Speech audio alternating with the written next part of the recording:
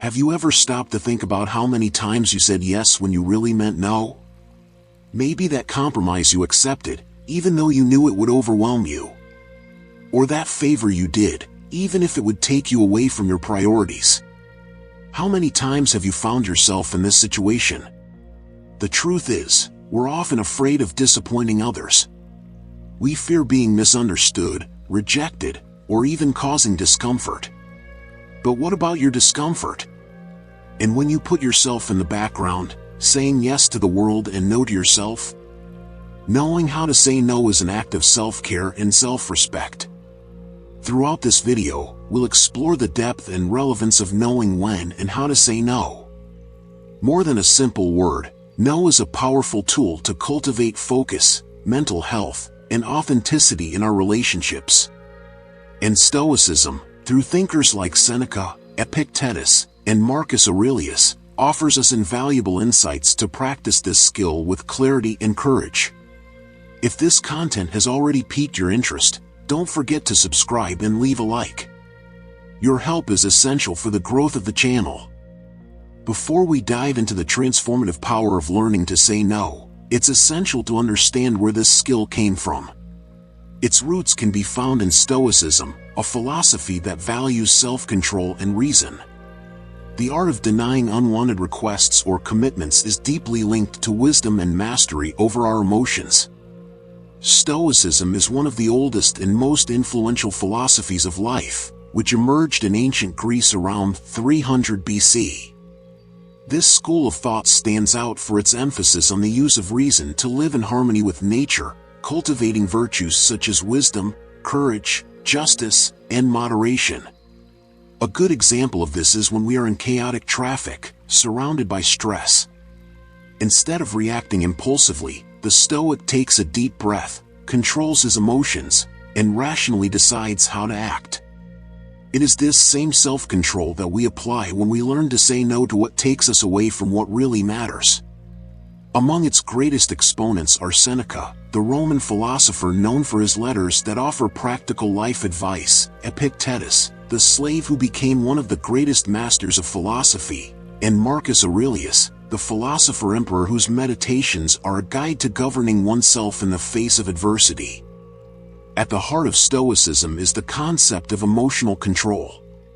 The Stoics believe that by identifying and controlling our emotions, we can avoid impulsive decisions and focus on what really matters. Here, reason is our greatest ally.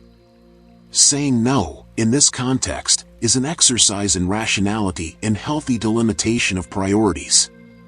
Let's think about a simple example. How many times have you said yes to a coworker who asked for help, even when they were swamped with tasks? This decision often comes from the fear of displeasing someone, of seeming difficult. But the truth is, by saying yes to everyone, we're saying no to our own needs. It is an act of courage to recognize that, sometimes, no is the way to preserve our sanity. Who has never felt overwhelmed by taking on more responsibilities than they could handle? This inability to refuse can result in stress, burnout, loss of focus, and even resentment.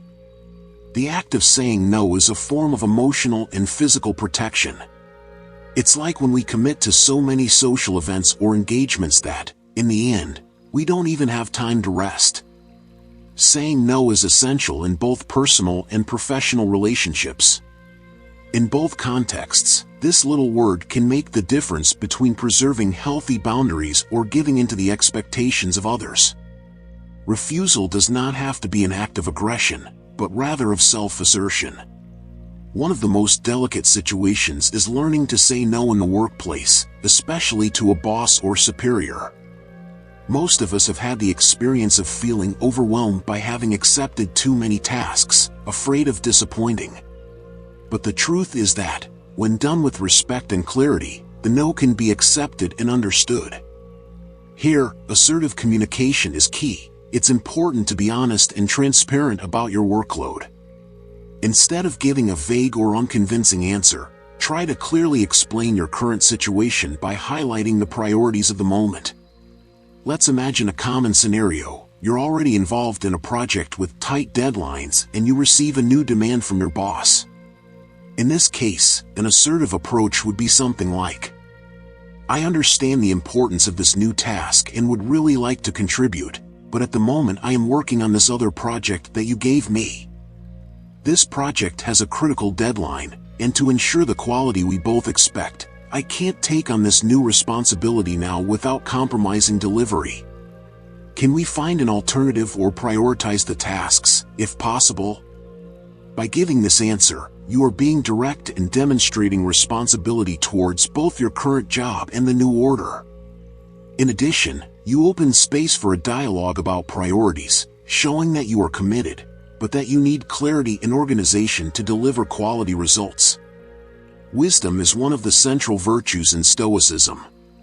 When deciding whether or not to accept a request, Stoicism invites us to analyze the situation in a calm and rational manner. Not every request deserves a yes. Wisdom lies in knowing how to distinguish what really adds value to our lives.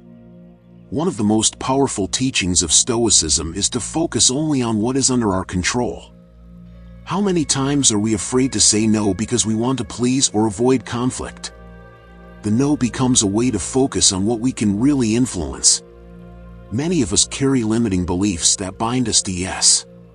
The fear of rejection, guilt, or discomfort in the face of a possible conflict often makes us hesitate.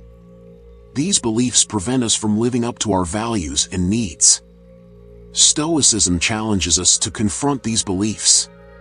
Seneca, for example, teaches that true freedom lies in living according to our principles, without being slaves to the expectations of others. Saying no is not a rejection of the person, but rather an affirmation of our autonomy. Think about the moment when you accepted a meeting at the end of the day, even though you knew you needed time to rest. This is a classic example of how the fear of displeasing can lead us to sacrifice our own well-being. Assertiveness is the art of expressing your needs and boundaries clearly and respectfully. A well-formulated no can be simple and direct, without the need for lengthy justifications. For example, I would like to help, but at this moment, I can't make any more commitments. Often, we feel guilty when we say no because we believe we are being selfish. However, Stoicism teaches us that self-care is essential if we are to continue helping others in meaningful ways. Learning to take care of yourself is a form of self-respect and compassion. A common Stoic practice is journaling, that is, writing about our experiences and emotions. A valuable exercise is to reflect on situations in which you said yes when you really wanted to say no. What emotions arose? How did you feel afterwards? These reflections can help build a new perspective on the value of no. By learning to say no, we can experience a number of benefits: increased productivity, less stress, better relationships, and more clarity on our goals. The practice of no also helps us cultivate detachment, a Stoic principle that frees us from external pressures. Stoicism teaches us to accept our limitations. By saying no, we are acknowledging that we are finite beings, with limited time and energy. This is not weakness, but wisdom. Now is the time to reflect. How many times have you said yes in the last few days? How has it impacted their well-being? The invitation is for you to reevaluate your choices and start practicing no more often. I challenge you this week to identify a situation where you would normally say yes and instead say no. Journal about how you felt before and after.